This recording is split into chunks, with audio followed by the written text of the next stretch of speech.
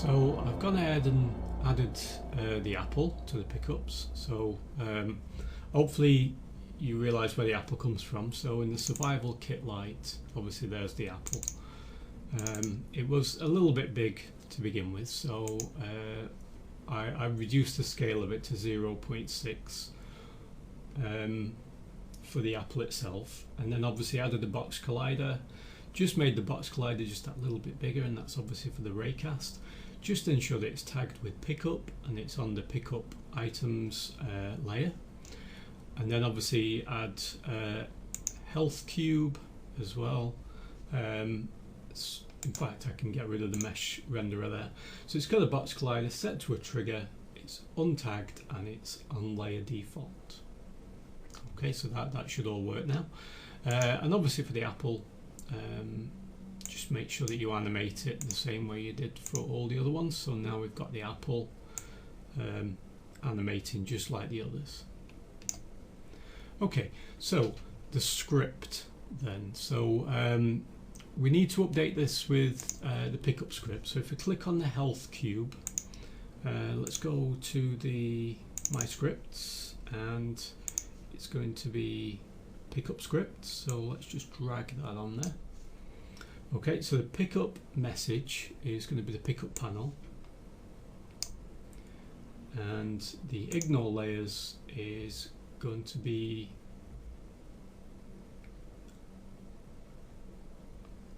I'm adding the wrong one here, aren't I? So yeah, it should be the pickup item, shouldn't it? Not the pickup script. There we go, that's better. Okay, so the pickup item itself is the apple. The pickup message is obviously the pickup panel, and if we hover over here, we can see that number 1 equals apple. Okay, but we still need to update this script, so let's just double click. So you can see that the pickup type begins at 3. So let's just copy this first one. Control and C to copy, Control and V to paste. So if pickup type is equal to 1, in other words it's an apple, then instead of avknife equals true, we want to set player health to plus equals, or maybe get that the right way around, plus equals whatever value you want, let's say 10. If you wanted, you could even serialize this field, and you decide in the inspector what kind of value you want to give it there. So each apple could be worth a different amount if you wanted, it's up to you. But if we take 10 off every time we press H, we want an apple to replenish that. Okay, and I'm thinking that an apple, you just eat an apple, it's not going to totally recover your health, is it? It's just going to boost you a little bit. So I'm adding 10 there, and obviously making the game a little bit more difficult then, because you're constantly having to look around for apples in order to replenish your health before going into another battle. And obviously we then want to destroy the pickup, but before we do that, we need to tell the save script to actually display the health. Save script dot display health, there it is, equals true. But there may come a time, for example, if we've not sustained any damage yet, and we find an apple and we want to add 10 to it, that will put us above 100% health. So we need to make sure that that's not happening.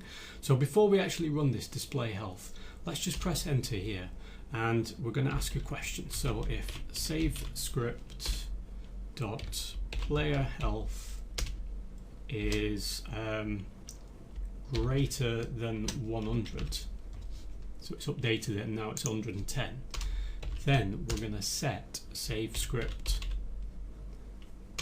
dot player health to equal 100. Okay, so in this way, this is basically capping the value at 100, so it can never go above it. So every time that we pick up an apple, if it's going above 100, it will cap it at 100. It's almost like wasting an apple, if you like. So if you pick one up when you're at full health, you've just wasted that apple. Okay, if that's the case, it will set it at 100 and then continue to run these commands below. Okay, so that basically should get all the health working. Now, in order to detract the health, at the moment we're going to have to press the H key. When we get into the combat system later, obviously the enemies are going to be damaging us and taking health off of us. So we'll be able to test this more dynamically later in order to ensure that 10 is a good value for the apples.